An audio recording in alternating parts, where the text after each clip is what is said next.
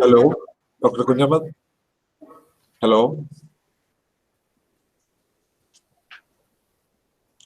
Dr. Kunhammed, can you hear me? Hello. I can hear you. Can you hear me now? Yeah, Hello? yeah, sure. So we'll just wait for a couple of minutes more. Yeah.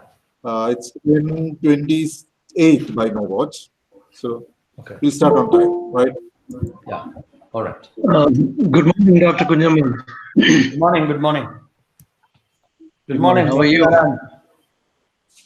Yeah, how are you? I'm good. I'm good. Okay. Hope Jayaprakash is there. Yes, sir. Hello. Yeah. Okay. Yeah. Yeah. All the best, Jayaprakash. Thank you, sir. I've already wished him, so I don't need to wish him.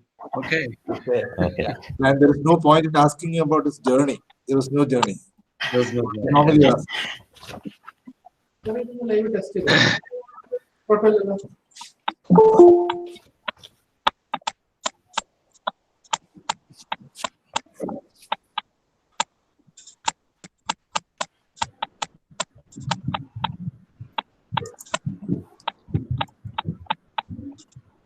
We have 31 participants in all now, and more are joining.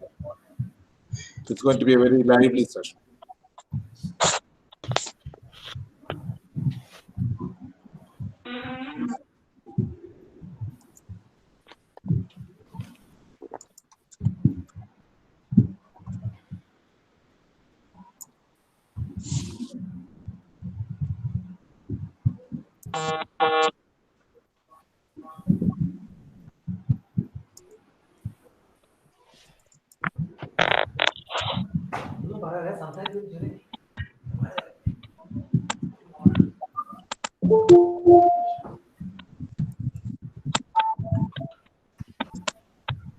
Oh yeah, good morning. So I think we shall begin, right? Okay.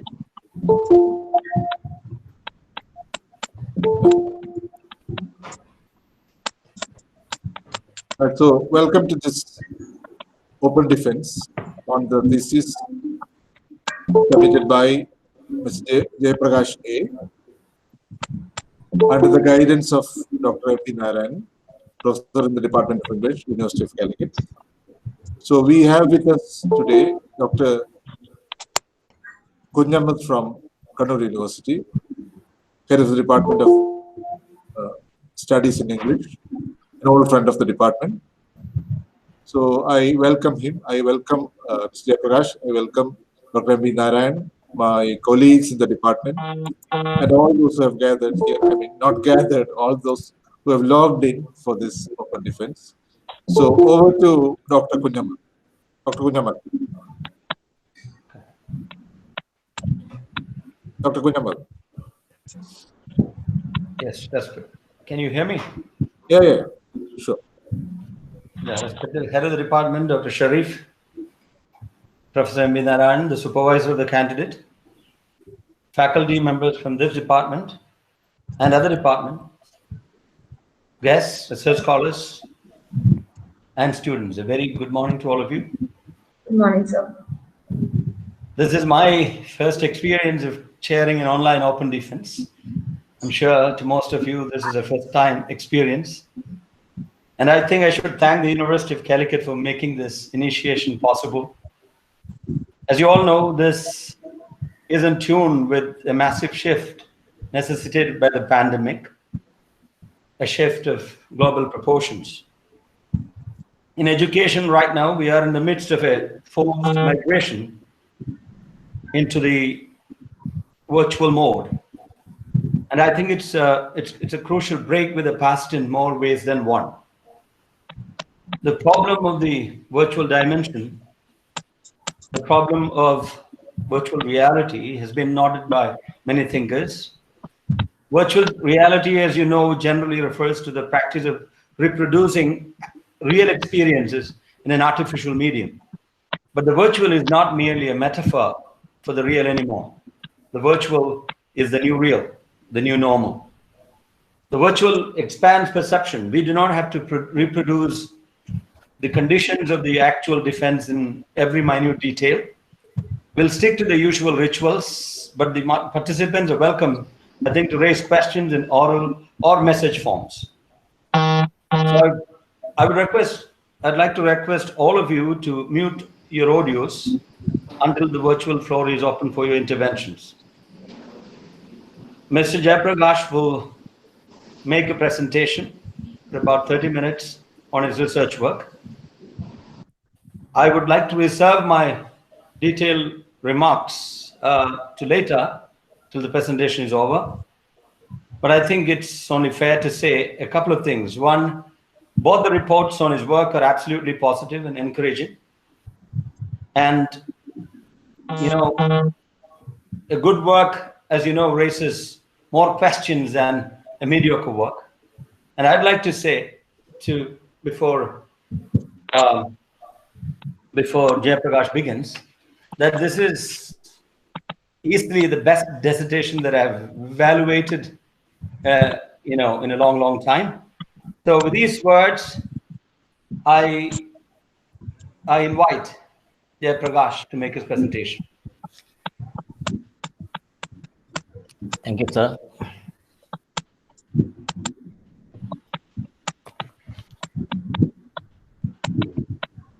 Honorable Chairman of this meeting, this open defense, Dr. Kunhammed, sir.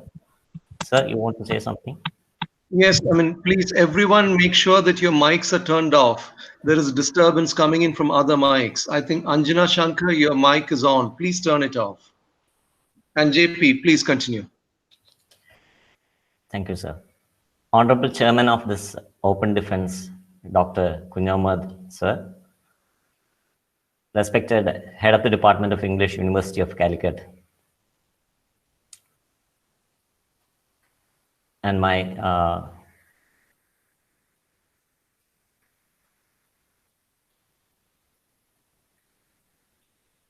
respected Head of the Department of the University of Calicut, Head of the Department of English, University of Calicut, Dr. Sherrif, sir. My research supervisor and guide, Professor M.V. Narayanan, sir. All the respected teachers and scholars who have joined this online open defense from different places. A very warm good morning to all of you.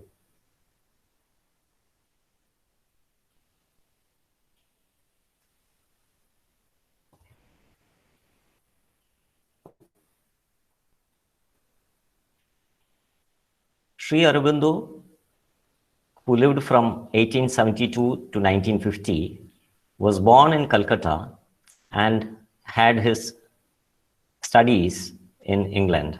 He studied at the St. Paul's School in London and went on to King's College, Cambridge.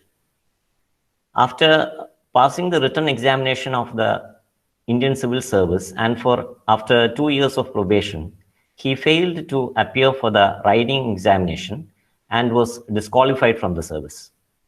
Regarding the cause for deliberately absenting himself from the writing exam, Aurobindo once said that it was just that he didn't want to be in the British government service. In 1906, he joined the new party, which was actually a faction of the Indian National Congress. Aurobindo exhorted the leaders in Bengal to emerge as an all-India party, putting forward Bal Gangadhar Tilak as its leader. During his brief spell as a radical activist, Aurobindo was arrested in 1908 in connection with what is now known as the Alipur bomb case. After spending 1 year in jail as an under-trial prisoner, he was released following lack of evidence against him. In the jail, Aurobindo claimed to have had some mystical experiences which prompted him to withdraw from active politics. He escaped to Pondicherry in 1910, where he spent the rest of his life until his passing in 1950. In Pondicherry, Aurobindo grew in stature as a philosopher and spiritual leader. It needs to be emphasized that his movement from politics to spirituality did not mean a recantation or rejection of his earlier positions, but which he maintained to be still very valid even in his later years. The This research project attempts to explore the political and cultural thought of Sri Aurobindo as reflected in his writings and speeches. It's a fact that, as he is an established spiritual leader, many other aspects of the complex figure of Aurobindo are ignored. Even when those aspects are considered, they are made to subsume to the spiritual ideal that he represents. This thesis attempts to bring out the political elements such as post-coloniality, nation, and cultural identity in Aurobindo as evidenced in his thought and their contemporary significance.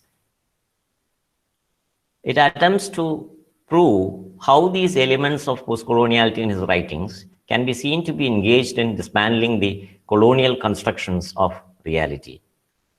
It has to be mentioned that from the time this research work began several years ago, the political situation in India has drastically changed.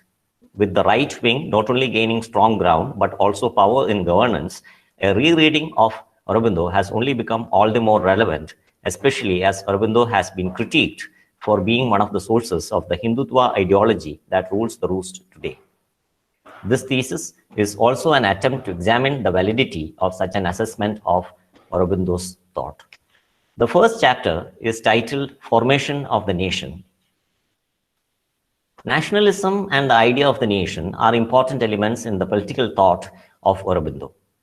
While he himself was aware of the numerous concepts that abound in the West of this basically Western notion, Aurobindo attempts to create an indigenous paradigm of the idea of the nation.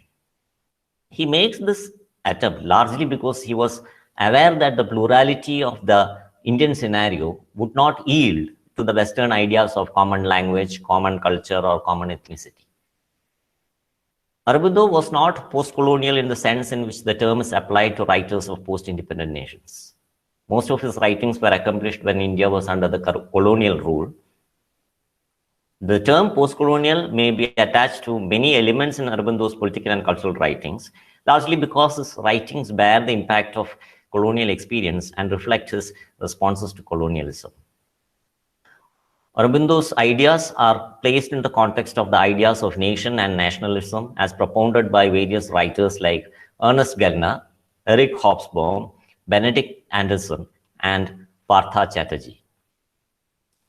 Aurobindo's desire to transform the Western idea of the nation into an Indian discourse and to appropriate it is evident in his call for an indigenization of the land's outlook. I quote, "To recover Indian thought, Indian character, Indian perceptions, Indian energy, Indian greatness, and to solve the problems that perplex the world in an Indian spirit and from the Indian standpoint, this, in our view, is the mission of nationalism." Unquote. Evidently, Aurobindo's decolonizing project involved not just opposing the ideas and institutions of the West, but also creating something indigenous in place of them. He makes such an attempt largely because he was aware that the plurality of the Indian scenario would not yield to these Western ideas. Aurobindo also adapted the Western ideal of sovereignty to the Indian term Swaraj.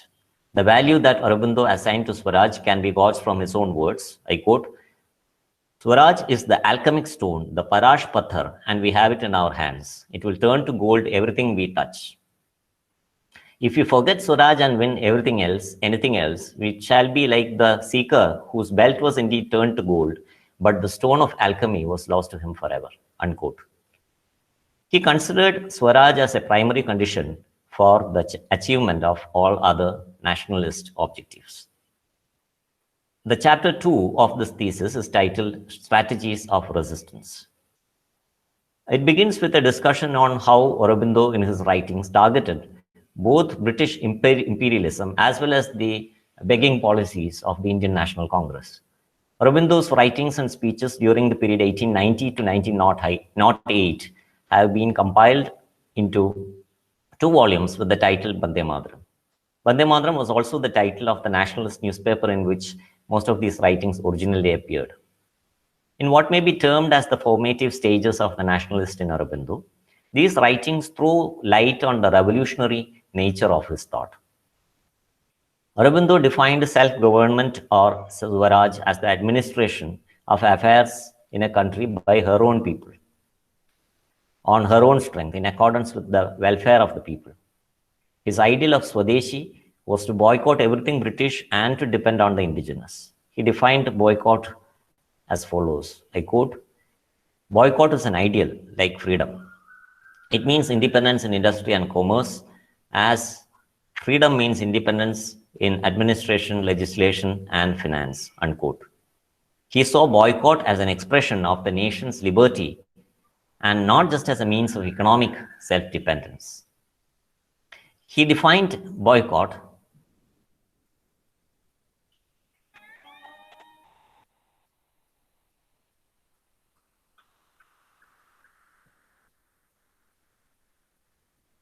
as follows. Boycott is an ideal like freedom. It means independence in industry.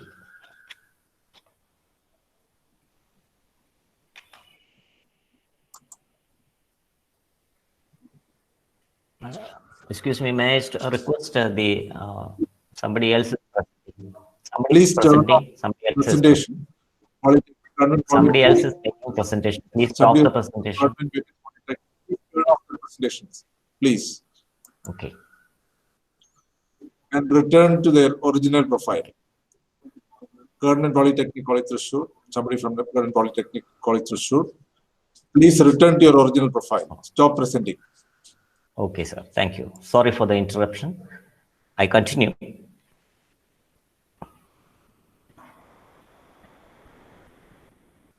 In Aurobindo, we find a synergy of the education that he received from England, as well as a deep knowledge of Indian culture, which he received from India after he returned from England. He likens, for instance, he compares India's resurgence from colonial control to the resurrection of St. George in the Well of Life. In the same breath, he speaks of Vedanta, thus demonstrating the deep impact of the synergy ingrained in his intellectual makeup. Aurobindo notes that understanding the spiritual greatness of India is significant for the growth and fruition of the nationalist movement. Such a reference to the glory of the past, especially a spiritual past, this is a theme that he returns to again and again in his writings. The value of such a reimagining of the past in the construction of a nation is seen in the context of emphasis of the same by writers like Aimé Césaire and Frantz Fanon. Aurobindo does not suggest an unconditional return to the past, but to bring the past to the present and connect it with modern knowledge and ideas. Obviously, Aurobindo's intent is to create a modernity parallel to that imposed by the British. The third chapter is titled Culture, Civilization, and the Citizen, and it attempts to elucidate Aurobindo's ideas of culture and civilization and the transformation he envisages for the individual in becoming a citizen. It is seen that Aurobindo's call to a return to the past is not unconditional, since he viewed such a return as neither necessary nor possible. He demonstrates how India has borrowed from a large number of cultures. He gives examples of Indian artistic creation as a proof of how India has borrowed from a large number of cultures. I quote, "It seems to me that here the Indian mind has taken in much from the Arab and Persian imagination, and in certain mosques and tombs, I seem to find an impress of the robust and bold Afghan and Mughal temperament," unquote. Indian civilization took no effort to retain anything as characteristically unique and welcomed foreign influences. It assimilated elements of different cultures which came into interaction with it. I quote, "But at no time did Indian culture exclude altogether external influences. On the contrary, a very great power of selective assimilation, subordination, and transformation of external elements was a characteristic of its processes." Aurobindo differentiates the British colonialism from the Mughal conquest and says, I quote, "India under Mohammedan rule, though greatly disturbed and thrown into continual ferment and revolution, did not lose its power of organic readjustment and development," unquote.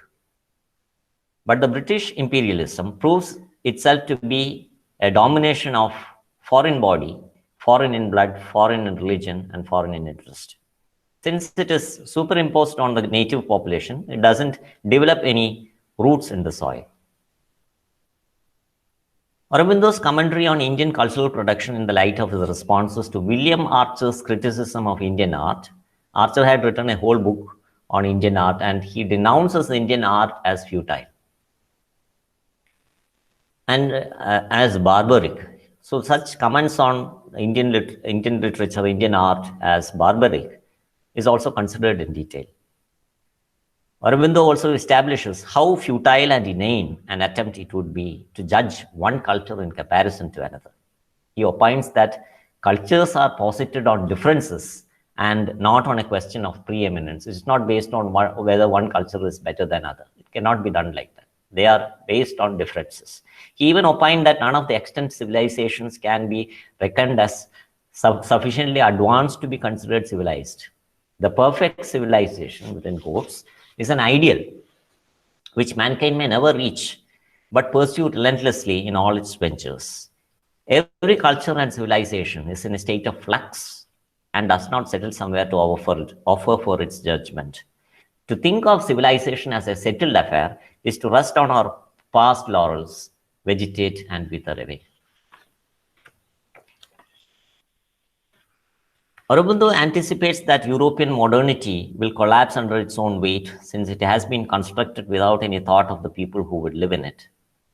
He exhorted to appropriate and recreate European modernity by abrogating the European aspect in it. I quote, "It is the spirit, the living and vital issue that we have to do with.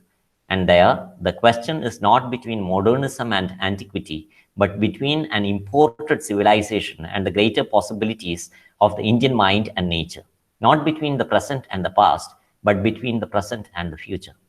It is not a return to the 5th century, but an initiation of the centuries to come, not a reversion, but a break forward away from a present artificial falsity to her own greater inner potentialities." Unquote. Aurobindo portrays the movement from humanism to capitalism as seen in the development of modernity in Europe. I quote, "It is a very pleasant inferno they have created in Europe, a hell not of torments but of pleasures, of lights and carriages, of balls and dances and suppers, of theaters and cafes and music halls, of libraries and clubs and academies, of national galleries and exhibitions, of factories, shops, banks and stock exchanges. But it is hell all the same, not the heaven of which the saints and the poets dreamed of. The New Jerusalem, the golden city. London and New York are the holy cities of the new religion. Paris is its golden paradise of pleasure." Unquote. When capitalism becomes the new religion, it is not just cities that get switched in importance, but value systems are also overturned. As Anya Lumba observes, I quote, "As capitalism advances, money and commodities increasingly displace, stand in for, and are mistaken for human values. Thus they become fetishized." Unquote. Even worse, such a shift in values is considered as an evidence of becoming modern, within quotes. Leela Gandhi remembers an incident when Mahatma Gandhi was asked by a journalist, "What do you think of modern civilization?" And Mahatma Gandhi is supposed to have replied, "I think it would be a very good idea." Such a pithy reply, but it speaks volumes of Gandhi's concept of development and growth. He obviously did not consider a society that is given to more and more mechanization and industrialization to be modern in the sense of advanced. Rather, he considered such signs of progress to be retrogressive to the endeavor of developing social values. For Gandhi and for Aurobindo, progress is not defined in terms of external manifestations of development, which are devoid of values. The 4th and final chapter is titled "Towards a World Union and a Universal Brotherhood," and it begins with Aurobindo's discussions on human evolution. Aurobindo notes how the various branches of knowledge, ranging from history, sociology, politics, economics, and science, cease to provide any certitude of cognition, of understanding. Aurobindo's critique of science as anti-humanistic is read along with Anthony Giddens's description of the religious fervor with which science is treated. Aurobindo's discussions on the nation and the nation state throw light on how nationalism, which created the nation, takes a different form in the repressive structure of the state. If this was true in the historical context of colonialism, it is even truer in the context of the modern nation state, which attempts to homogenize itself by blurring away differences. I quote, "The organized state is neither the best mind of the nation, nor is it even the sum of the communal energies.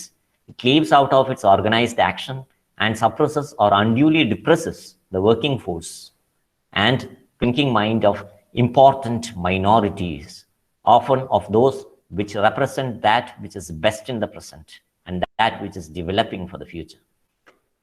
It is a collective egoism," speaking of the organized state, "it is a collective egoism much inferior to the best of which the community is capable," unquote. This is from his book, Human Cycle, and this was written even before India's independence. It is in this context that Aurobindo conceived of a world union, which he hopes will safeguard the future of the human race. His idea of a world union is not just an enlargement of the nation state, but a federal unification of the states into a state nation. Such a union shall preserve the plurality of the constituent units and shall not seek for any sort of centralized control. Aurobindo did not think that the unification of peoples of different cultures in a nation would lead to dissolution of their cultural identities. Apart from providing a unique Indian ethos based on heterogeneity for the concept of the nation, Aurobindo also suggests taking the human community beyond the precincts of the nation state to a larger world union. Such a conception of the world union was necessitated because of Aurobindo's realization that the state has not been successful in delivering the promises on the basis of which it was instituted. The next section of this chapter deals with the thought and the similarity of the thought of Adi Shankara, Srinarayana Guru, and Aurobindo. Aurobindo suggests the creation of a religion of humanity, which is patently not related to the various faiths known by the same term. The influence of Auguste Comte, because Auguste Comte has also used the same term, religion of humanity, and his ideas of positivism are also discussed. In such a religion of humanity, external differences only serve to increase the internal unity. The external differences may be there, but they can only increase the internal unity. Aurobindo's ideas of such a religion of humanity is compared to the idea of undifferentiation, of the state of being non-different, abheda, of Sri Narayana Guru. In Atmopadesha Shadakam, Narayana Guru introduces his idea of abheda, which is similar to Shankara's Advaita. I quote,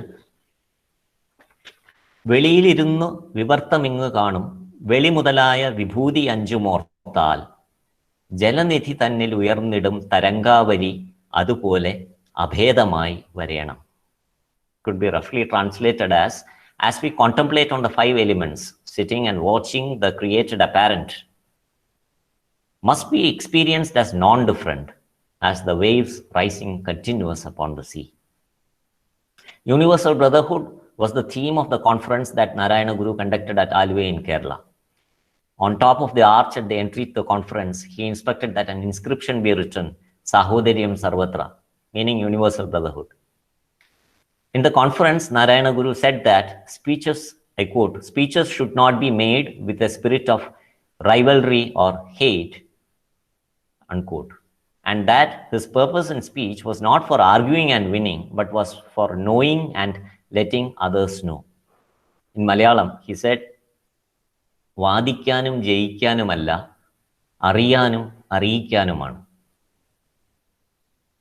Aurobindo took this idea of brotherhood further ahead when he said that such a feeling should lead to thinking that the other is not separate from the individual's own existence. I quote, "Only when man has developed not merely a fellow feeling with all men, but a dominant sense of unity and commonality, only when he is aware of them not merely as brothers, that is a fragile bond, but as parts of himself. Now, only when he has learned to live not in his separate personal and communal ego sense, but in a larger universal consciousness, can the phenomenon of war with whatever weapons pass out of his life without the possibility of return. Unquote. Narayana Guru perceived jati, caste, as biological species and not as something that differentiates one human being from another. It is also noted that the intellectual idea of Advaita of Sri Shankara was brought to social practice by Guru.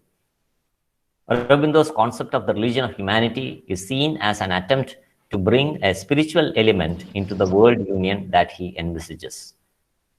Aurobindo also said that there is no God higher than mankind, and the service of the individual towards it are the means of worship.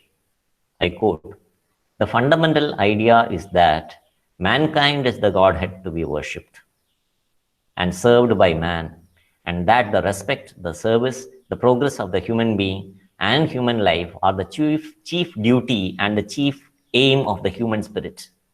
No other idol, neither the nation, the state, the family, nor anything else ought to take its place. They are only worthy of respect so far as they are images of the human spirit and enshrine its presence and aid its self-manifestation." Aurobindo's exhortation to worship the human being is not so much spiritualism as humanism.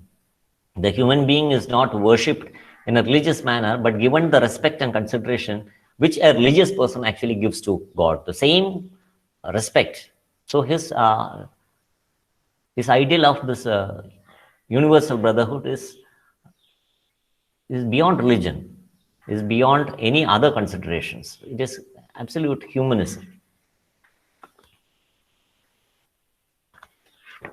So these are the conclusions that has been arrived at in the thesis.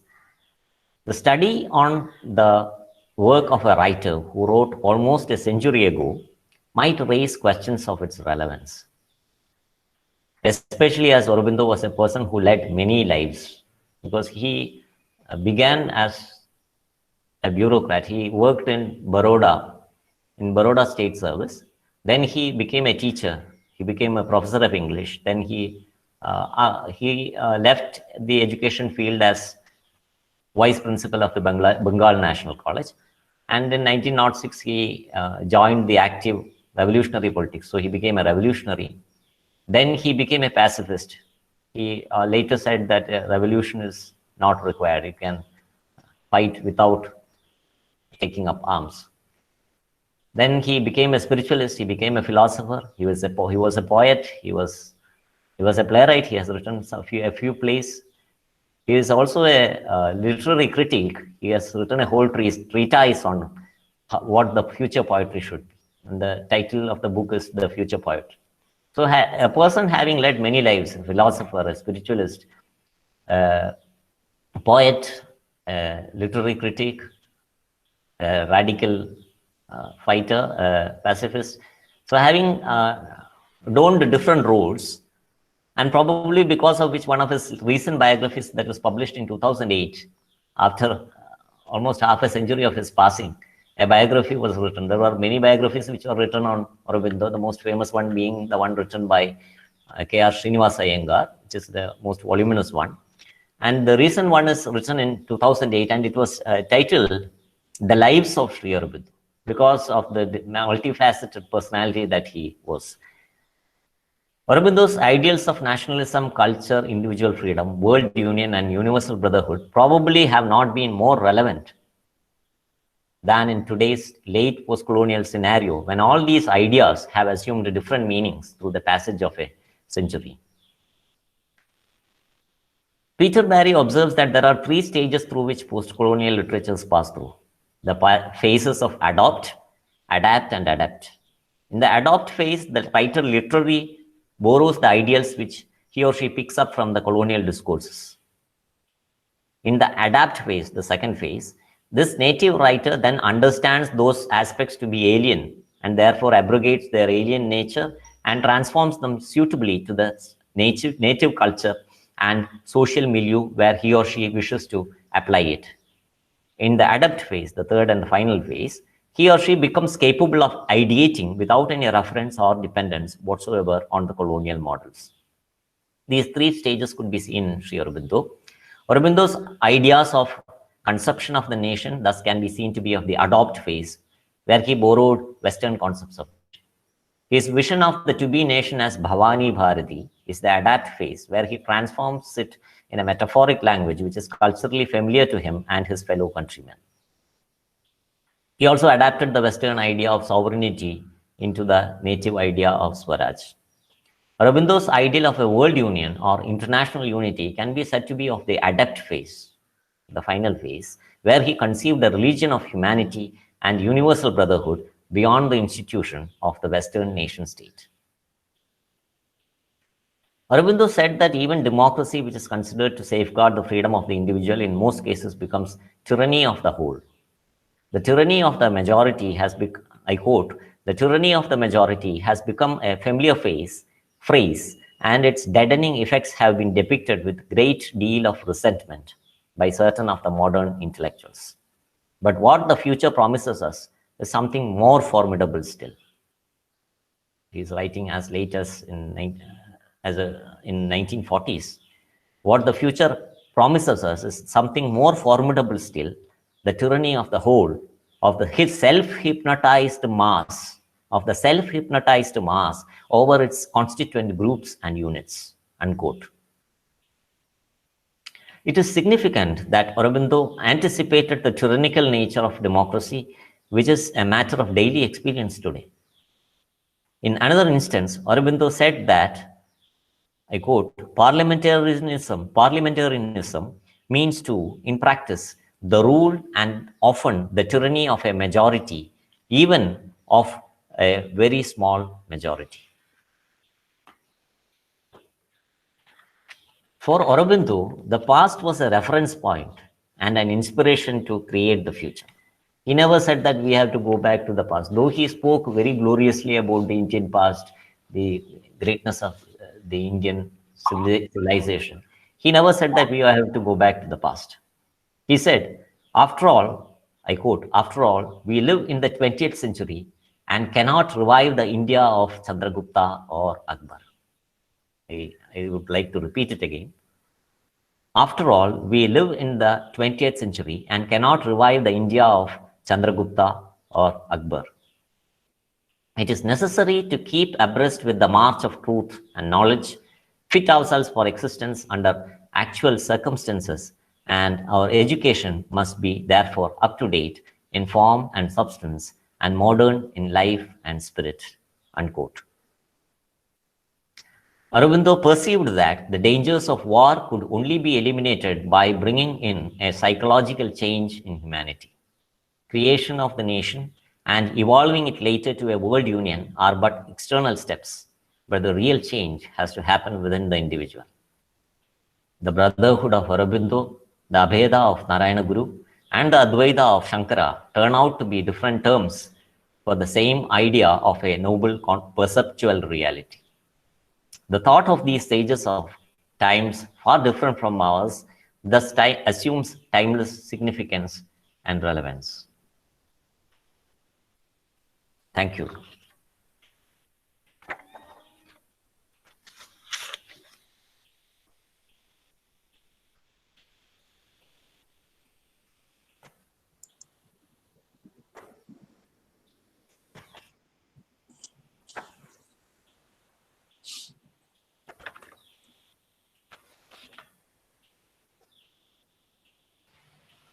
Thank you, Jayaprakash.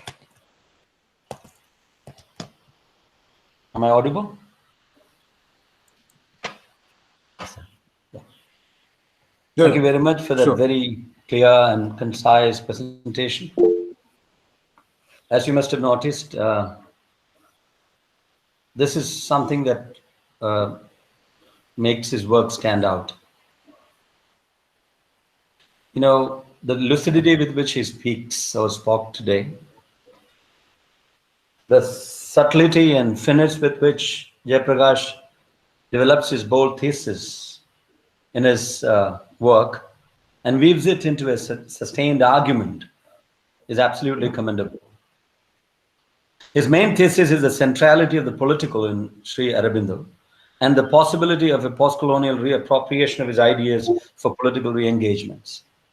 It's a bold thesis. It's an argument against the subsumption of the political, as he puts it, in the spiritual, in the works of Sri Aurobindo.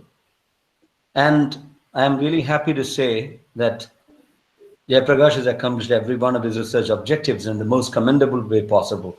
You don't get to say this very often, you know, because the work of evaluating a PhD thesis is it's a very challenging and at the same time tedious work. You know, usually what really happens is the thesis comes to the evaluator after a series of procedural formalities have been, you know, overcome, and it has a kind of a ritual feel about it. Even though we usually get some time to evaluate it, about 1.5 to 2 months or 3 months, it never gets done that easily. One reason being the fact that most theses, most dissertations are not very readable. In this work is an exception. There are no loose constructions here, not even a single typographical error in the entire thesis. Documentation is impeccable. You know, I think Jayaprakash has produced a research work of exceptional quality. And I think Jayaprakash should publish it as soon as possible. You know, I try to look at every angle, from every angle, right from the beginning till the end. You know, I found that this is the kind of work I would want any of my students to actually produce. I would even advise all the research scholars gathered here to actually take a close look at this work, the way he develops it, develops his arguments, his thesis before starting your own work. You know, when you say that, is this work perfect? See, there is no perfect research work. And he does hint at the limitations of the work as well. The lucidity and subtlety and this acute sense of discrimination make this work compellingly readable. I have a couple of questions though, and as you know, good thesis usually generates good discussion. So before I open the virtual floor for you, I would really ask a couple of questions of my own and probably 1 or 2 questions from the other examiner, who also has commended the thesis. I mean, this is funny because usually you get to find some, you know, errors here, some books not cited properly, or some mistakes in bibliography. I mean, if you don't find any flaws in the argument or in the logic or some contradictions in somewhere along the way, you find something else. Jayaprakash, this is really, really good work. And I congratulate you. The questions are really, in a way, leading questions. I think, I don't know, you. The first concerns the crucial difference that you speak about between Gandhi and Sri Aurobindo. You have pointed out at some point that Gandhi always insisted on an inviolable relationship between means and ends, while Aurobindo was only concerned with the means, the goal. Now, as a philosopher and spiritual visionary, how does he configure this into his philosophy? How does he reconcile his doctrine of expediency with his political vision of universal brotherhood? I thought this, you know, even though Gandhiji respected him a lot, and, you know, and Tagore as well, you know, they wanted him, they even considered him as guru. How could, you know, this kind of a difference be there between the two, and what does that actually imply? What are the implications of this for his philosophy? The second question, again, it's a very simple question about a possible, I don't know, the total absence of the figure of mother in this work. I understand that in the second part of his career, right? I think mother was the central force in his life. Is the mother not at all significant? I mean, how would you explain? Would you please explain why the mother, who had such tremendous influence on Aurobindo's life, did not merit a mention? A couple of questions from the other examiner. One is, the examiner would like you to answer this question about Aurobindo's criticisms of democracy. What exactly are Aurobindo's, criticisms, critical remarks that he made about democracy?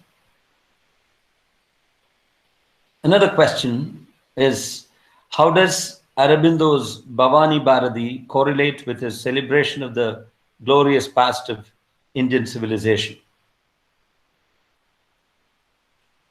How does Aurobindo's Bhavani Bharati correlate with the celebration of the glorious past of Indian civilization? Now, that's all. I think I should congratulate, before I hand over to JP, the supervisor, Professor Narayanan, and of course JP for the brilliant work. Now, I would like you to respond to the questions. Yes, sir.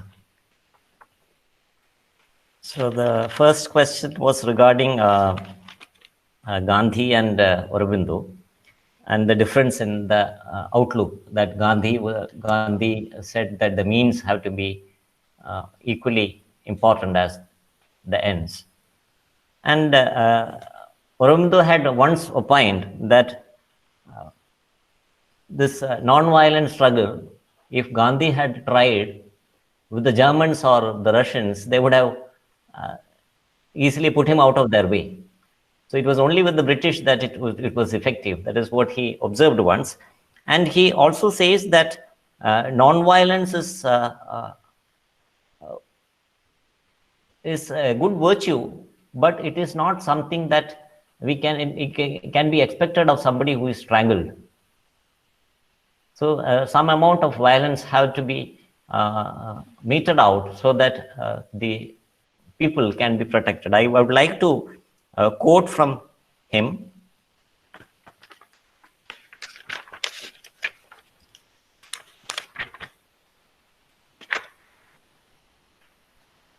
He said, "Politics is concerned with masses of mankind and not with individuals.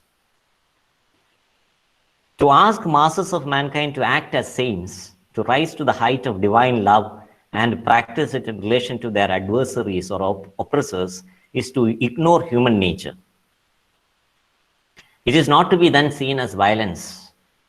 Then that violence is not to be seen as violence, but as a method of defense for safeguarding oneself." That is, I don't know whether I answered that. No, that's a very relevant quote. I think that's a very relevant quote. Yeah. Regarding the mother was his spiritual collaborator. And because I have not dealt with the spiritual philosophy of Aurobindo, I have no awareness of this. I have read his spiritual philosophy, but I have found it to be too complex for a simpleton like me. So I have not mentioned any spiritual ideas of his. Spiritual idea is basically of in the integral yoga, which he deals with in extensive detail in his celebrated work, The Life Divine. Because I have not dealt with his spiritual philosophy, I have not felt it necessary to mention the mother. Aurobindo also, in his political works, he wrote political works side by side by his spiritual works. He never mentioned the mother in his political works. Even writing as late as the 40s, that is the final decade of his passing, he never mentioned the mother in his political works. So I don't know why. Because probably because he considered her as a spiritual collaborator and not in the mundane worldly political sense. And regarding the other two questions, the third question is regarding his criticisms of democracy. So at that time, when Aurobindo wrote, India had not even attained its independence. India attained independence only in 1947, and he has written all these things before 1947. So he wrote about the tyranny of the majority, which I made a reference to during the presentation, that this is something that could happen. He once mentioned that nationalism is something that always needs something to fight. So once the colonialists have gone, you want to fight with somebody else. So they try to find opponents from within the nation itself. So democracy can also be sometimes dangerous.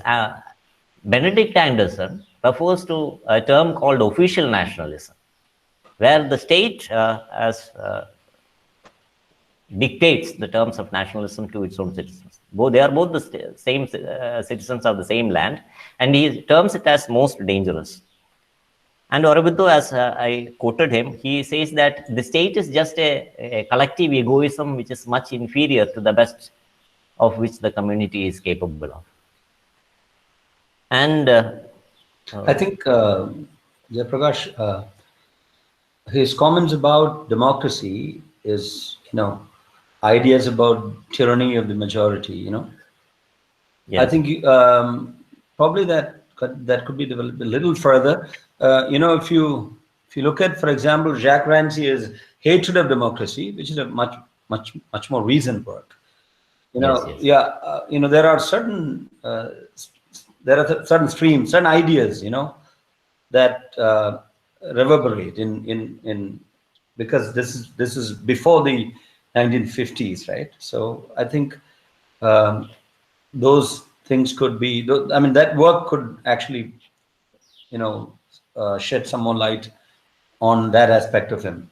Now, it's not just a downright criticism of democracy. It is not something that can be interpreted as a fascist strain or anything. It's just, I think, it in one sense, foreshadows later, declensions in thoughts about democracy.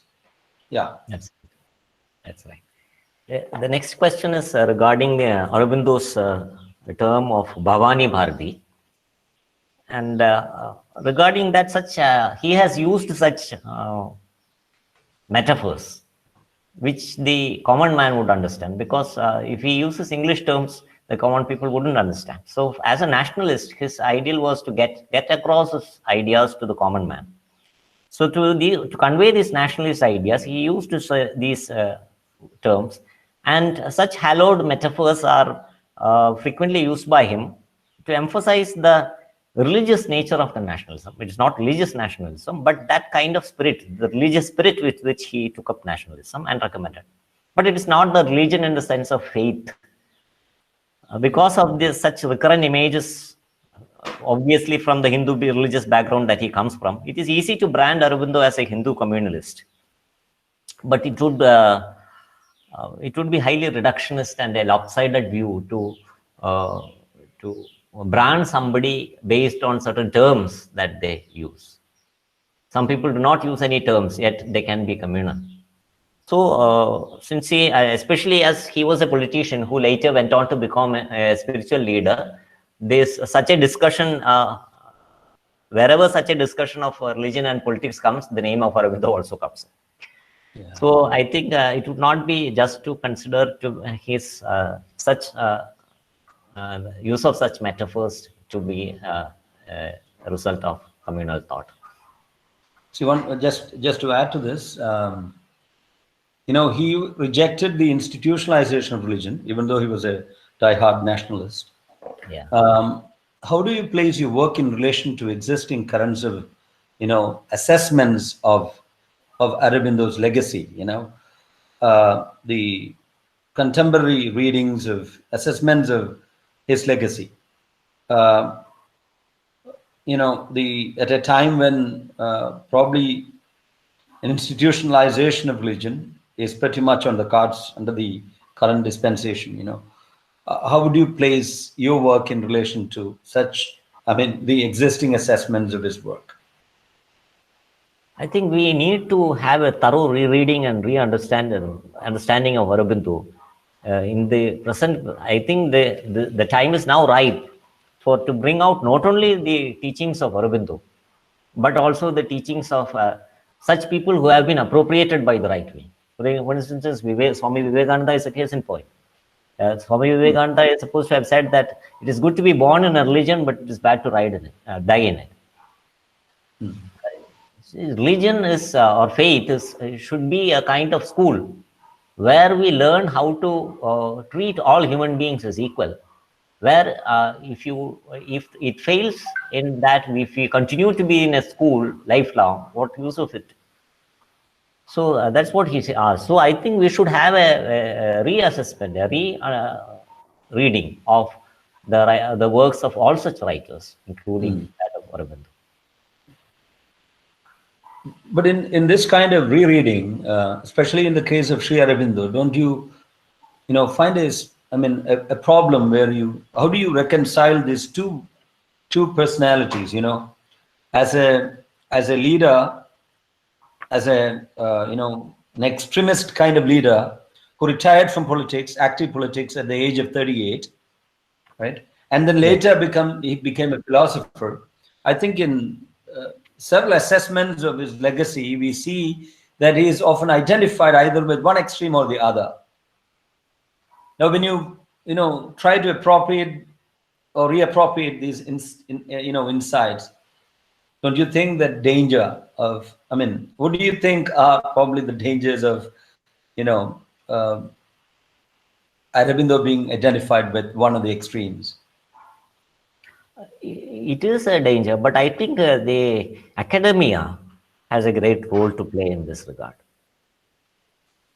Because such kind of extensive reading and extensive study has to be done by the academia, and it seems it has been the role of the academia has been actually snatched away, and such a study and conclusions are being made by people who have no clue as to what the real intent of the thought of such writers or philosophers have been.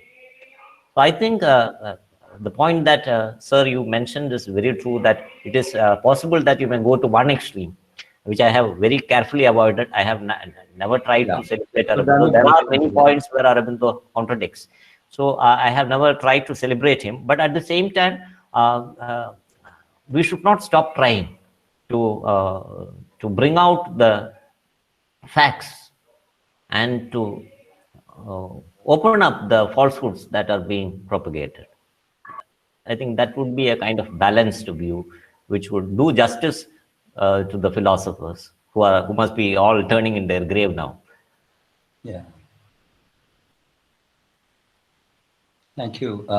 Thank you very much, Jayaprakash. And I repeat what I said at the very beginning in my opening remark, that this is one of the best dissertations I've had a chance to read.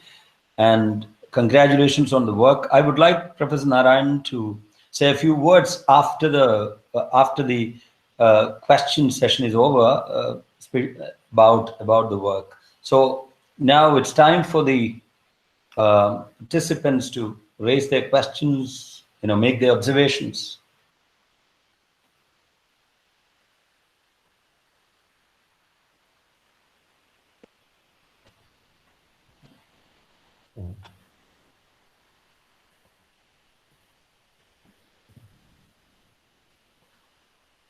As I said at the beginning, you're welcome to use both modes of response.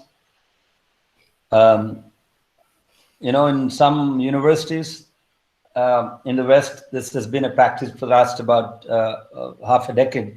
They've been using online as an option, and most of them say that the presenters, this is anticlimactic in some ways to the research, scholar.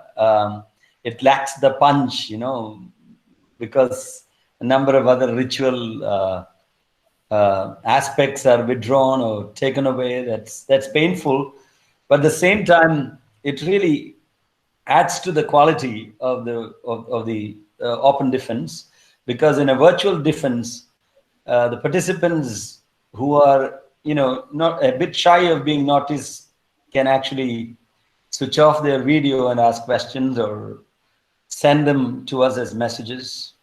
So please feel free to interact.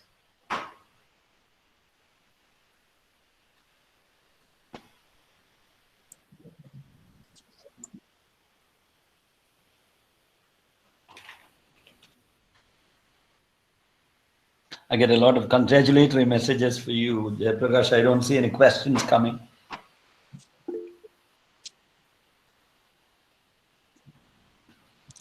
Kunhammed, Yes. from home ground, can I? Yeah, please, definitely.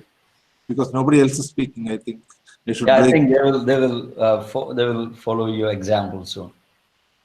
Okay, so these are about two things I caught in passing, actually.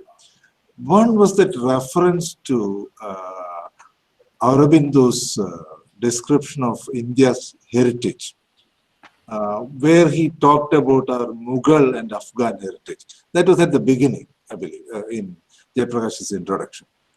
So I was suddenly reminded of this kind of inclusive nationalism and the kind of exclusive nationalism that follow.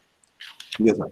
Even, I believe, Hedgewar, the RSS theoretician, at an early phase in his career, talked about the role of certain Maulavis from Deoband and other madrasas in repelling early British aggression during the 1857 what we call the First War of Independence. It has been called it has been described in various ways. So I was suddenly reminded of that.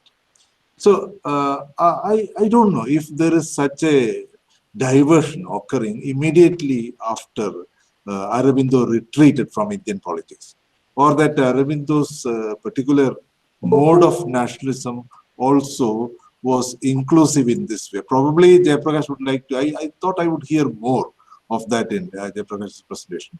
But probably that is not the thrust of his thesis, so it's okay. So I was just wondering whether he would discuss this aspect further if he is writing a book on this. Probably Jayaprakash can respond to this. Okay. Yes, sir. What you said is right, sir. After there has been such a very serious after the writings of Aurobindo, after his passing, such a serious change. For instance, there are people who have demanded that structures like the Taj Mahal should be demolished. One of the 7 world wonders of the world, it should be demolished because it was constructed by the Mughals. So I have a passage on the Taj I've been looking for. So where Aurobindo talks about in very glorious terms. I quote from him: "The Taj is not merely a sensuous reminiscence of an imperial armor or a fairy enchantment hewn from the moon's lucent quarries, but the eternal dream of a love that survives death. The great mosques embody often a religious aspiration lifted to a noble austerity which supports and is not lessened by the subordinated ornament and grace. The tombs reach beyond death to the beauty and joy of paradise. The buildings of Fatehpur Sikri are not monuments of an effeminate, luxurious decadence, but give form to a nobility, power, and beauty which lay hold upon but do not wallow on the earth." Unquote. In another instance, he mentions the Mughal invasion as a pleasant turn. Something surprising to note, as to look upon an invasion by a foreign body as a pleasant turn in the pages of Indian history. I quote from him: "The Mughal Empire was a great and magnificent construction, and an immense amount of political genius and talent was employed in its creation and maintenance. India, under its rule, stood high in military and political strength, economic opulence, and the brilliance of its art and culture." Unquote. Here, we could see how Aurobindo has welcomed the plurality. He had celebrated the plurality in the Indian nation. In fact, he had asked that the Indian nation be formed based on such a plurality. And what we are now trying to do is to destroy that plurality, trying to make everything uniform. And that is something that we have to be wary about. Every Indian has to be wary about. So that is a very valid point that you have raised. I don't know whether I properly responded to your question. No, I think you did. Thank you, Jayaprakash. That was just by the way. Okay.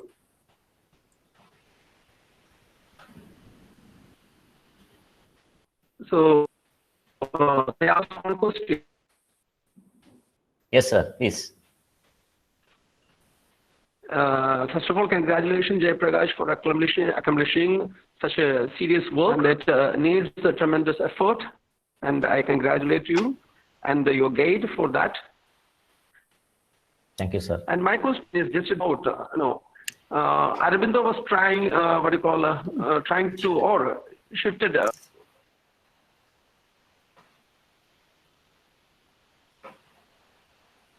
nationalistic struggle, trying to insulate himself from the nationalistic cause. I don't know. Okay. Probably he's referring to the shift from the politics to spirituality at a very young age.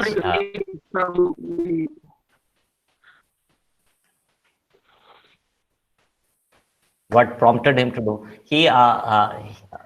When the same question was asked of him, Aurobindo replied that it was because of certain spiritual experiences which he experienced while in jail. He was put in jail in the Alipur bomb case, which was referred to during my presentation. But it has to be emphasized that his movement from politics to spirituality was not a rejection of his earlier positions, because he maintained these positions even in his later years through his writings. He was not physically active in politics, but he was very much in touch with what was happening around, and he responded to everything.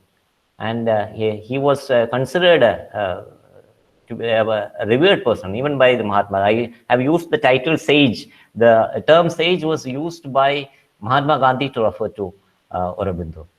So he had not, and I would like to quote from him. He said in 1932, "I have cut a connection entirely with politics. But before I did so, I knew from within that the work I had begun there was destined to be carried forward on lines I had foreseen by others, and that the ultimate triumph of the movement I had initiated was sure without my personal action or participation. There was not the least motive of despair or sense of futility behind my withdrawal." Unquote. He also made sure that he was in touch with the Indian national movement, even as he was a recluse in Pondicherry. Thank you. Thank you. Thank you, Mr. Shinoj. Yes. Hi, Jayaprakash. This is Janaki. Can you see me, hear me? Yeah. Yes. Yeah. Yeah. How Kunhammed? It was great listening to both of you. Yeah. It was great listening to both of you. Particularly, I want to ask Jayaprakash a couple of questions. But before that, Jayaprakash, a very, very hearty congratulations, because I think of all the people present here, maybe I have traced your journey from the very beginning. Do you remember those days? Extremely angst-ridden, torturous days that you went through from your early guide, the first guide that you had, then you shifted. I remember that journey so well. So I think this is a great moment. I may be the only person in this virtual gathering who would even remember those days. So this is a great moment for me as well, because I was hoping that someday you would submit this thesis. So congratulations for a pain-free submission that you had. Is it raining somewhere? Yeah, I don't know. I can hear the rains.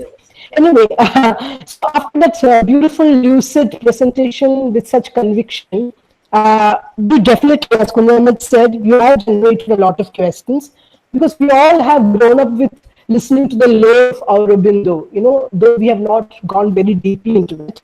But just as Kunhammed pointed out, when I read your abstract that you sent all of us a couple of days back, I was also struck by the absence of any reference to the mother. I was wondering how come this somebody is writing on Aurobindo, but there's no mother at all. And I was even more intrigued when you responded saying she belongs to a spiritual life, and this is the political life that you are talking about, and maybe they are not so related. I wonder, can you really keep the spiritual and political lives of Aurobindo into two watertight compartments? Wouldn't one aspect spill over to the... Yes, Sherrif, you're saying something? Yeah, can you tone down your voice a little? Yeah, okay. Am I too loud? Because I am speaking with the earphone on, so I have a feeling nobody can hear me. Okay, sorry. Is it okay now? No, Is it we can okay? hear you. We can hear you. There is a slight disturbance. Is it Yeah, okay that's now? okay. Yeah, you're audible. You're audible. Yeah, okay. Jayaprakash, could you follow my question? I understood. You are asking whether it is possible to keep them apart. treat them as apart, as a watertight. Yeah, because I feel my very little knowledge I have of Aurobindo, what I feel is that he spiritualized politics and politicized spirituality with the way he straddled both the worlds. So this is my impression. I'm not going into as deeply as you have. So please pardon my impressionistic reading also. That is one question. I have one more question. It is not a question, but I just would like to know your opinion about how would we see the relevance of Aurobindo in this age of the Anthropocene? This age of? Anthropocene? Okay. Yeah, those are the two questions. Thank you. The first question, whether we can separate spiritual and political life into two watertight compartments.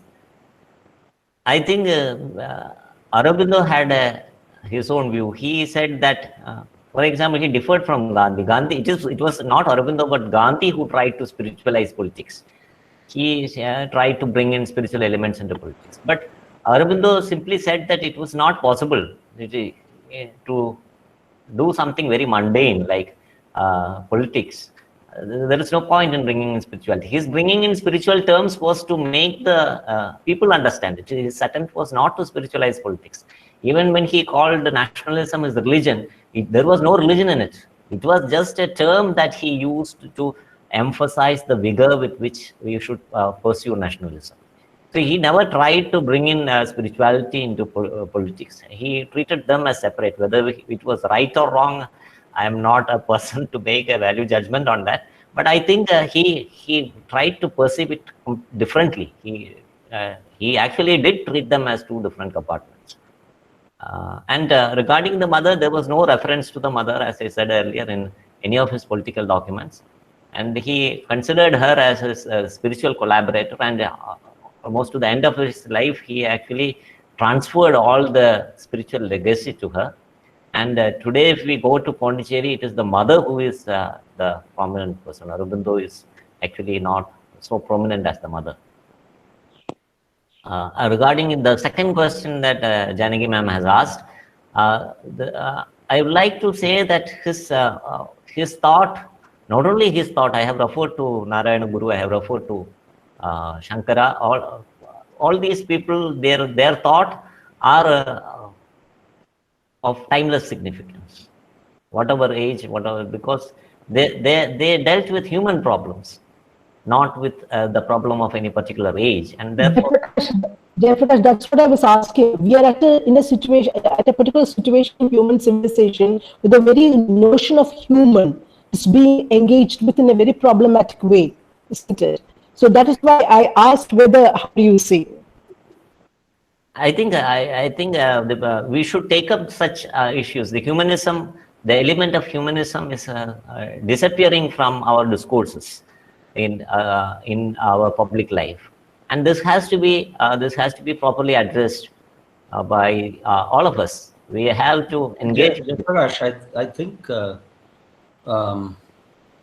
question that I don't know, Janagi, please correct me if I'm wrong.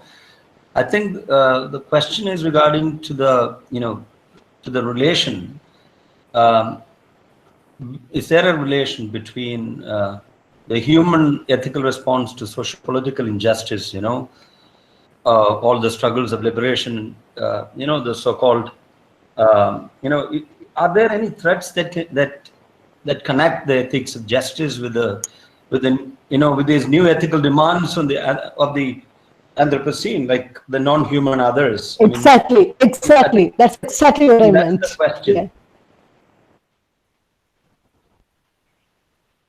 I think, Bruno Latour has written about this, but is there any, I remember I did my MPhil from Central University of Pondicherry, so this was prescribed study. Aurobindo's text, we had, I think, Savitri, and I vaguely remember that he was really concerned with ecological issues. Do you think it's part of his political agenda at some point?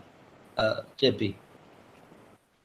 Yeah, he dealt with ecological issues also, not only regarding the same is also dealt with by Narayana Guru, where he said that it is not only with human beings, with all living beings, the entire ecology, that we have to be respectful. So that I think we have such. I have quoted it in the thesis also, where such for both for Aurobindo and for Narayana Guru was not brotherhood. Such a term of brotherhood was not limited to human beings. Now we are actually inversing it. Even there are some, as Kunhammed sir has said, there are some non-human others. So that is the situation that we are moving into. But it was not, for them, it was not just limited to human beings, but to all created beings. So such a concern for the ecology is present in their thought. And I have also brought in the idea of ecological citizenship, which was put forward by the thinker Bart van Steenbergen, where he says 3 points: increasing inclusion, such as for animals, increasing responsibilities towards nature, and the third was increasing awareness of ecology as a global issue. And in Narayana Guru, in his Jiva Karunya Panchakam, he also speaks about how animals have equal rights as human beings, though they may not speak about it. So such an ecological concern is evident in the writings of both Aurobindo and Narayana Guru.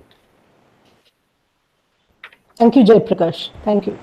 We have a question from Can Ansar. I speak, please? Is this okay? Prakash. Congratulations, Jayaprakash, Thank you, sir. for your very beautiful presentation of the thesis. I particularly congratulate you for clarifying the political position of Aurobindo regarding Hindutva. Because in our contemporary climate of hatred, the Hindutva forces are trying to appropriate as many past saints of India to that group. And unfortunately, there's a feeling that Aurobindo is one of the proponents of Hindutva theory. And from your presentation, I understand that it's not true. Because they are doing the same thing regarding Narayana Guru also in Kerala. So thank you very much or could you please clarify that position once again, that that Aurobindo is not with the right-wing fascist forces. Yes, sir. I had actually quoted the historian K.N. Panikar, who said that increasingly such saints, such people who had spoken of some spirituality, they are being pulled out into the field of the extreme right. So this has happened to Aurobindo, it has happened to Vivekananda, it is now happening to even Gandhi. So, this is something we have to be wary about, because in these times, such things do happen where where a kind of ultra-nationalism, as termed by Roger Griffiths, happens, where it is nothing short of fascism. Thank you, sir, for that observation. Thank you. Yes, Jayaprakash, we have a question from Ansar. Yes, Is there any difference between Aurobindo's concept of nationalism and nationalism as perceived by other thinkers and political activists of his time? The question is there in the message. Yes, sir. Yeah. I see that. Yes, there is. In fact, there are many differences. In fact, it is those differences which made him to form the new party in 1906. Although there was the International Congress which was fighting for Indian independence, he said that it is the mendicant policies. He called them the mendicant policies, that is begging to the British to give us freedom. Such begging wouldn't help that case. So that is why he joined the radicalists, which included people like Tilak.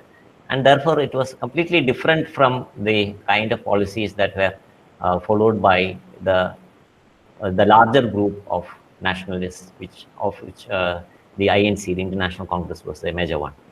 So there was a lot of difference in his ideals. He actually, it was a kind of bottom-up approach rather than a top-down approach, which was tried by the Congress after those times. Nationalists like Aurobindo went to the people, met with them, a process which was later taken up by Gandhi to meet the people. The person is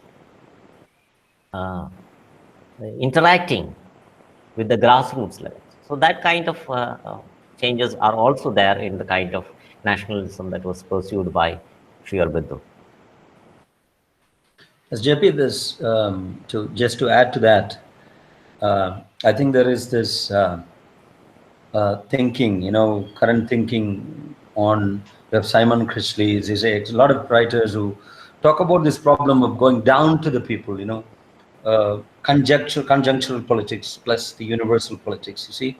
So when we talk about Tagore's nationalism, for example, we say that his nationalism or his brand of nationalism is basically rooted in the question of what it means to be human, right?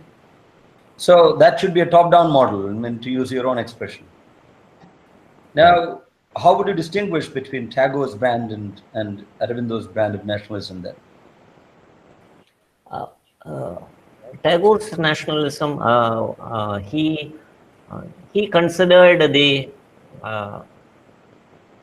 ideal is something that has to be passed down to the other before it could be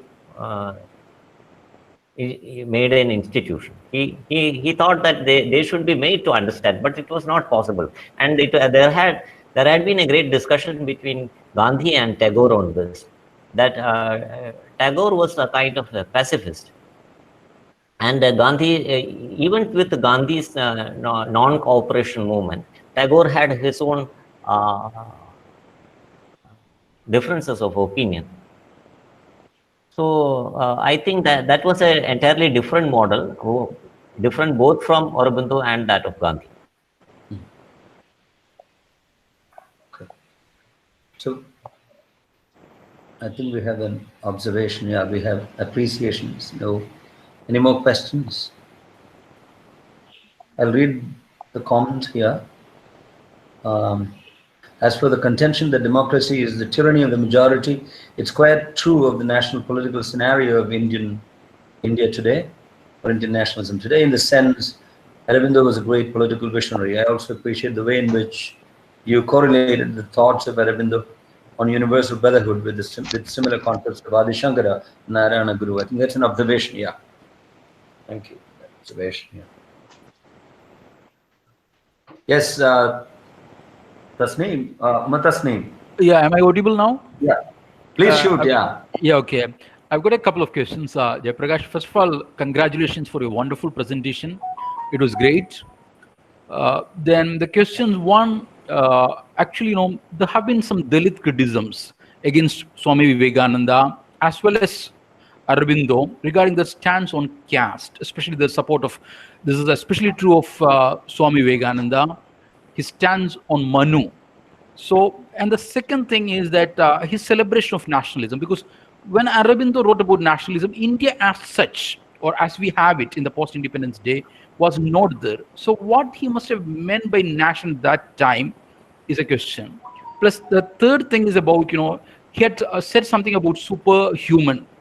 Means as Janagi ma'am was saying, I think the phase of humanity is over, the Anthropocene is over, and we are going to, we are entering the phase of post-humanism, or which he calls superhumanism. So how do you answer this? So these are the three questions, I'm sorry. Okay. So Others, please switch off your audios. Please mute your audios. First of all, I agree with your statement that his views on caste have been much criticized. But I would like to quote from him, where he says that the consideration of caste has debilitated the nation. I'd like to quote from him. There is no doubt that the institution of caste degenerated. It ceased to be determined by spiritual qualifications, which once essential have now come to be subordinate and even immaterial, and is determined by the purely material tests of occupation and birth. By this change, it has set itself against the fundamental tendency, which is to insist on the spiritual and subordinate the material, and thus lost most of its meaning. The spirit of caste arrogance, exclusiveness, and superiority came to dominate it instead of the spirit of duty, and the change weakened the nation and helped to reduce us to our present condition. So he criticizes caste to some extent, but it is true that he doesn't say that caste has to be done away with altogether. He doesn't say that. So that is the response to the first question. The second question is regarding nationalism at a time when the Indian nation did not exist.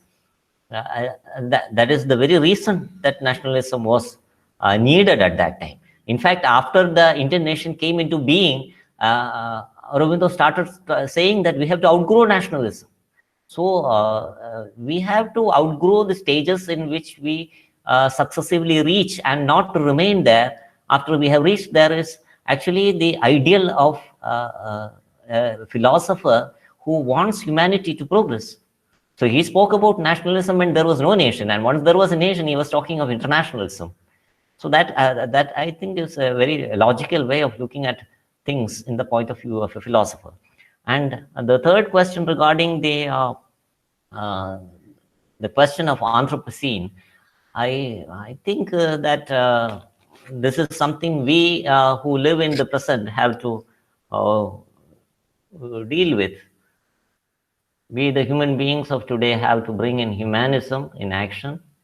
And Aurobindo says that it is the responsibility of the individual. We should not look towards the state to provide us answers. We should not look towards... The question, I'm sorry, can I interfere? The question that Martasneem asked was, I think, if there's any relation between his concept of the supermind, the Superman, and the non-human. You see, when you, am I right, Martasneem? Yes, sir. He had once said that humanity is moving in circles. And now our aim should be to attain the status of superhuman. That's, I think, that's his quotation. Yeah. So that's exactly my question. Okay. He considered evolution on the physical level as complete. So that is his ideal of a superhuman. He considered that there is no more evolution on the physical level for human beings, and any effort on that front would lead to danger. So that was his ideal. So he said that all development should actually happen within the mind, and that is what he termed as the supermind. So that was his ideal of development, where the development has to happen from inside the mind of the individual and not outside. And I think, JP actually, said in his presentation, or I don't know whether it was in response to a question, that he found that part of his work extremely complex and he hasn't really done anything with it. So probably you are not the person I should ask this question, but I'm just trying to respond to Tasneem's question, because there was this mention of caste also there. I think, to my understanding, it's a very general understanding, supermind is, is this integral yoga theory where it talks about the manifestation of the absolute, in which when he talks about the unity of being, that a particular person accomplishes in that stage, the supermind or the superhuman stage, is actually something that cannot accommodate any rigid notions of caste. So I think there is even mention of un-Hindu caste. There are I found things like that. So there, with regard to, or since Umar Tasneem related it to Janagi's question, Janagi ma'am was also asking something similar to that. I think here we are not talking about the non-human other at all. Even when you become the supermind, you're the human being that becomes the supermind.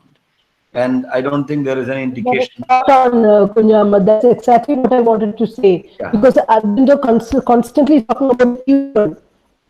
His focus is totally on the human. Yeah. And he doesn't take into account anything else. That's what I felt. So Yeah. I'm glad you paraphrased. Yeah.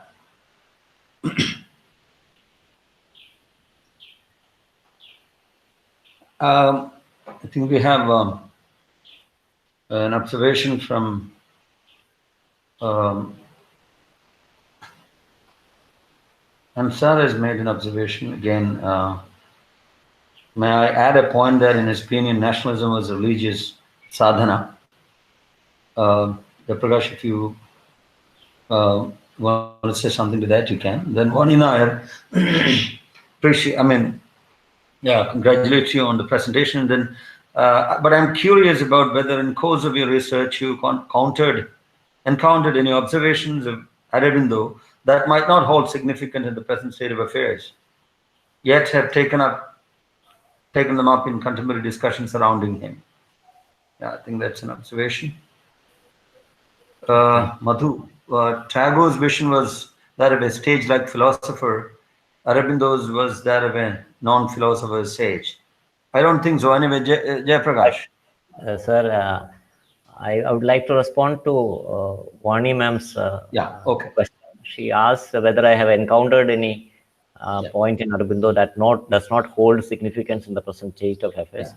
In fact, his idea of internationalism, of a world union, is something like a far cry in the present state of affairs, because we are actually talking of subnationalisms now. We have the case of Catalonia and from Spain. So there is such a splintering that is happening, and to think of a world citizenship or of an internationalism is something that could not happen now. But it was also put to him, and he said that nationalism was also like that. We talked about a nation when a nation could not be conceived about, and similarly, this also is something which could be practical even in the future. I would like to quote from him. In the same question was asked of him. He said that great.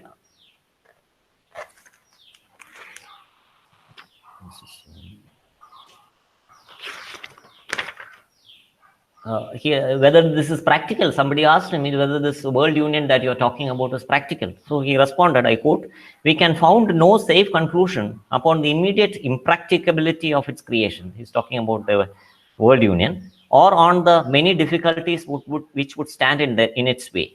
For past experience shows that the argument of impracticability is of very little value. What the practical man of today denies as absurd and impracticable is often enough precisely the thing that future generations set about realizing and eventually in some form or other succeed in bringing into effective existence. Unquote.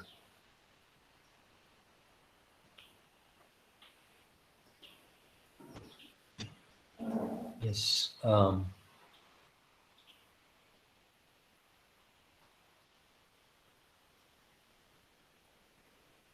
They're all observations, I think. Any more questions? Dr.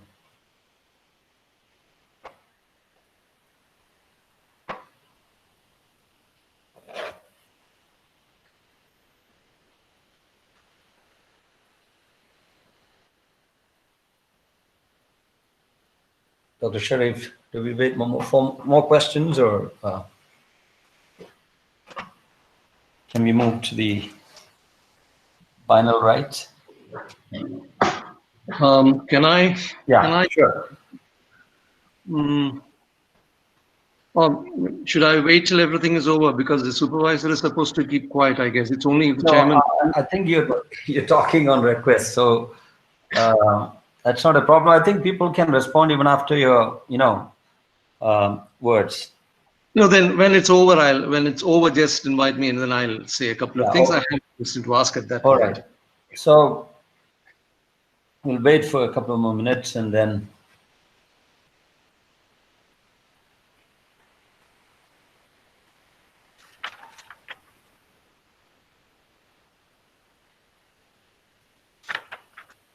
I think that's pretty much it. I think, Dr.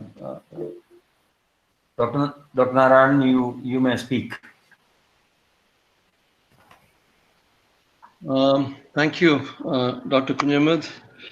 Thank you for evaluating the thesis. I also thank Jamina for evaluating the thesis and for conducting this viva voce. I thank Sherrif, Dr. Sherrif, the head of the department, and Janaki and Umar Tasneem, and all the people who actually attended this viva. Now, let me just say this, because this is partly in response to what Professor Kunhammed said about the dissertation. I do have to admit that it was the most enjoyable few years. As Janaki did point out, JP did go through a little difficult patch at the beginning of his time, and then it was at a later stage that he got to be my student, and I got a chance to supervise him. And the supervision, and I wouldn't really call it a supervision, it was more in terms of two equals discussing and debating. My primary job was to ask questions, which I did relentlessly, and to which JP would come up with the right kind of answers every time that every question was put up. So it was a pleasure doing that. And today I'm most happy about something else too. That my teacher, Professor Prakash, who taught my first literature class for my BA, is present here at this viva voce. And so it's like it's a beautiful moment. It's like three generations coming together. I believe Professor Prakash has taught Jayaprakash too. So it's three generations of teachers coming together. I wish to thank Professor Prakash especially for his presence here, because it is a recognition not only for Jayaprakash but for me too. So thank you very much, Professor Prakash, for your presence here. Now, as has been my wont, I've always asked questions of Jayaprakash. And I believe even now, and because this whole idea of guidance and supervision, he's a scholar in his own right, and I don't think I need to actually stop asking questions. So I have a question to ask still of Jayaprakash. And the question is this, and this continues from what Umar Tasneem raised, a number of people raised. If you look at the three major figures, Gandhiji, Vivekanand, and Aurobindo, all three of them in their own different ways tried for a kind of inclusive nationalism.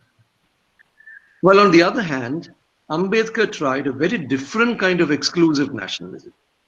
He refused to accept anything to do with the Brahminical culture, and he basically said that the entire Vedic system had to be, burned. That is what you could do. Any kind of continuation of that will only be a reduplication of systems of oppression and sites of, discrimination. But what you find in the case of Gandhi, Vivekananda, and Aurobindo, politically speaking, has been the attempt to construct a nationalism which, as today we would call, inclusive in nature. But strangely, the right wing has been able to co-opt both Vivekananda and Aurobindo, but not Gandhi. Or rather, Gandhi has always and still continues to remain enemy number one, or arch enemy even now for the right wing. And when you look at Vivekananda and Aurobindo, despite the apparent criticisms that one can read in their political writings of what we would call the right-wing dispensation today, despite that, and despite the presence of a number of ideas which actually flies in the face of what we would call ultra-nationalism today, they have been still appropriated. Why is it that has happened?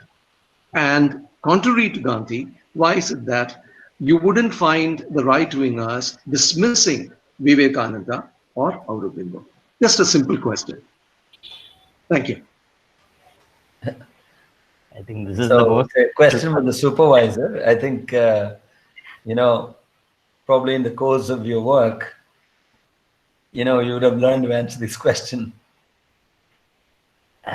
Yeah, I think this is the most difficult question that I have been put in this open defense.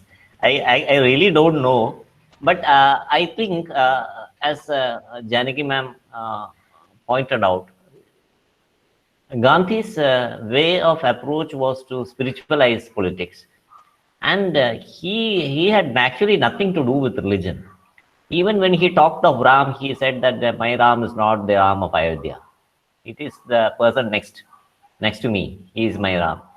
So that's why he said Vaishnava Janato. The person who is suffering next to me, he is. If I am taking care of him, I am a devotee. So his concept was totally different, and his aim was never to generate any kind of faith in anyone. So that is why probably Gandhi could not be caught hold of by the right-wing extremists. Sure. Whereas Aurobindo and Vivekananda have tried to instill some kind of faith, which actually was to some extent religious, where such an effort was never done by Gandhi. He never asked people to believe in any kind of God. Professor Narayanan, I think this is again just a wild guess. Probably the manner in which the kind of footing they started on, by murdering Gandhiji, probably preempted the possibility of an appropriation. Would that be? I don't know. I'm just because. No, there are no final or clear-cut answers, but this is something that has actually, I've been wondering about this question myself too a lot. And it is interesting because even when you look at the whole Bhagat Singh incident and how the right wing has responded to Gandhi, and how despite Gandhi's, what I would call very pronounced Hinduite leanings, Gandhi still seems to be rather difficult to be appropriated. While in the case of Gandhi, in the case of Aurobindo and Vivekananda, it seems to be different. My own guess, and I'm not saying this is right, but my own guess is probably that Gandhi was involved in the thick of politics.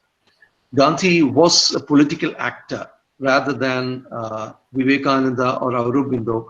Aurobindo left active politics at a much earlier stage and took up what one would call a discursive life. And Vivekananda, who primarily had a discursive life and had led most of his life outside India. So probably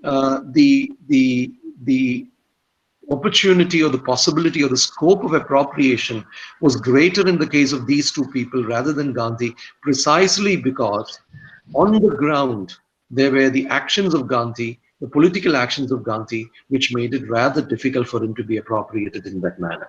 That is one of my suggestions. There are, in the work of, shall we say, Sudhir Chandra, for instance, the historian, indicates that, Gandhi had a much more subtle strain of, shall we say, resistance to the Hinduite system, which such appropriations cannot really bend over. So that kind of a possibility is there. But when I was just asking this question, because if Jayaprakash would be able to come up with something completely different, not in terms of a final answer, and also because I refuse to give up the right to ask questions, whatever be the role and the situation one finds oneself in. That is why. Ritual or no ritual, that is all. Yeah. I think certain rituals must be, kind of, probably because after guiding a scholar for so many years, you get a new question after submission. That's possible. So you ask that at the, though it doesn't generally, happen. It's not totally unexpected of you. Okay, any more questions? I think, yeah, we are.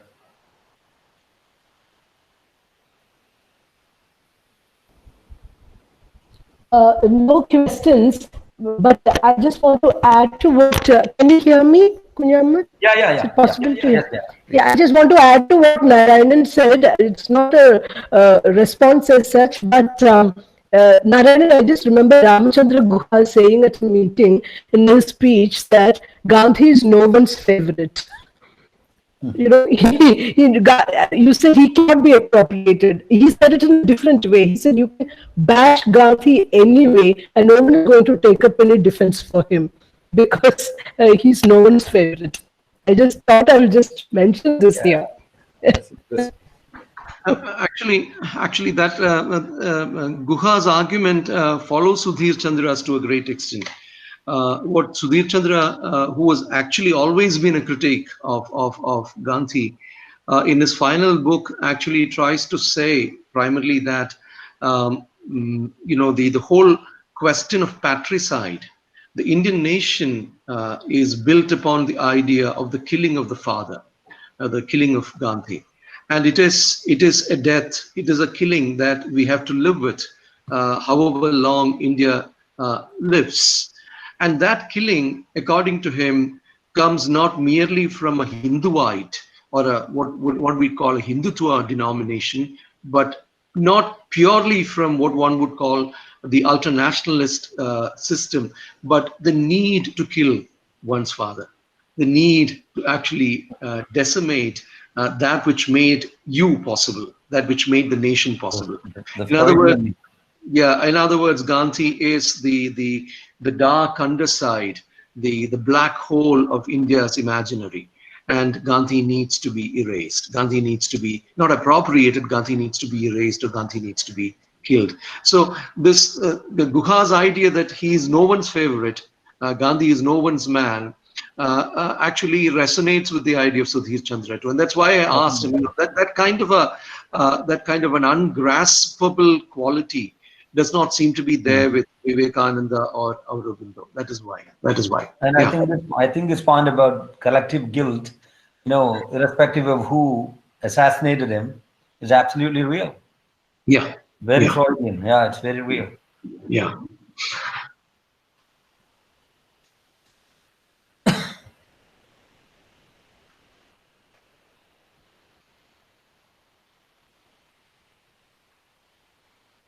Any more questions? I think we can move to the final rituals. Yeah. So last rites. Don't call it last rites, please. Let's move on to the. I think with this we come to the most important. Yeah, Sherrif. It's something very interesting. I mean, in Dr. Narayanan would know, in Western universities, usually the they invite the supervisor to award the PhD, and usually the supervisor carries the certificate with him and hands it over on stage, you know. So, but normally here the chairman does it. So I'm doing it on behalf of Professor Narayanan. I think, you know, we've had a very fruitful and interesting session, I'm really deeply impressed by JP's, I don't know where you get those quotes handy, you know, for every question that you have. And as you rightly said, probably the most challenging question was, you know, raised by your own supervisor. But again, you have actually done a good job of fielding the questions, you know, and it has been clear, lucid, and you never left any question out. I think you have literally done, you know, every part of the work in a very satisfying manner. You know, it's great. Congratulations. So can I go ahead, Dr. Sherrif, and just wind up this session with the award, right? Yeah, please. Is there anything left? Anything else left? No. So this is the part that actually, you know, I think that is anticlimactic in one sense, but you would really love the handshakes and the hugs and all that.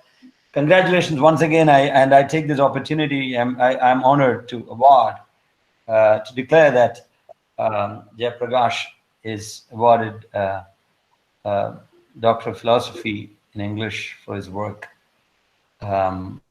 Congratulations, Jayaprakash. Congratulations, Professor Narayanan, and congratulations to the department.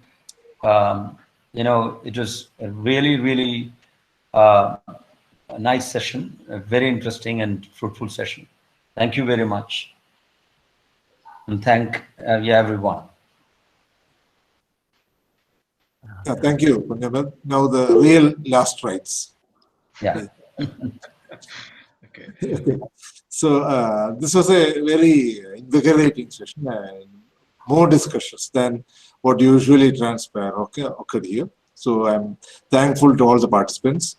I'm thankful to the very crucial question put by the supervisor, Dr. Narayan, and which probably would lead to much more volleys of discussions rather on another occasion perhaps. And of course, I have to thank Dr. Kunhammed, who very appropriately logged in and actually contributed to the discussion and putting in several very important remarks edgeways while Jayaprakash was presenting his thesis. And I have to thank my colleagues here. Yeah, I think all of them are here. And the research scholars, students, Jayaprakash's friends, well-wishers, whole lot of people here. A very well-attended open defense, I would say. So thank you all, and wish Jayaprakash all the best. And I hope more such distinctions will be his in future. Thank you all. Sir, could I also say something? Please. Let me express my sincere thanks to the university as well as the Department of English, University of Calicut, for having given me this opportunity to defend my PhD thesis in an online mode in these difficult times. I'm grateful to the chairman of this open defense, Dr. Kunhammed sir. I'm also a student because I have sat in many of his sessions in several courses. So he's in a way my teacher too. So I am grateful to him for having taken so much pains to go through my rather long thesis and making very valid observations on it. And I'm grateful for his magnanimity on showering good words about my thesis. Thank you, sir. I thank the head of the Department of English, Sherrif, sir, for organizing this online open defense at a very short notice and avoiding the difficulty of traveling all the way to the university. Thank you, sir, for arranging this. And words of gratitude would not be enough to my research supervisor and guide, Professor Narayan, sir. First thing, he wouldn't like it. But one thing I should say, he is such an eminent scholar, but he has this unique ability to come down to our level and explain things, without which I wouldn't have been able to complete this daunting task of research on this area.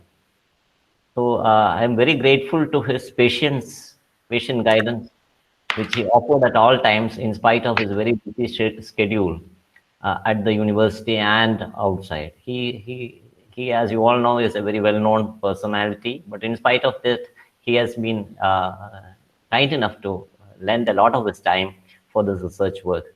And I couldn't have got a closer guide physically too, because we live on either sides of the famous coal wetlands of Thrissur, and on the off monsoon months, I could just bike my way to his house in a matter of 10 minutes. So the only downside of being his student is that people think that you are also a scholar like him, which I'm not. So it is such a great honor to be your student, sir. I feel so proud of it.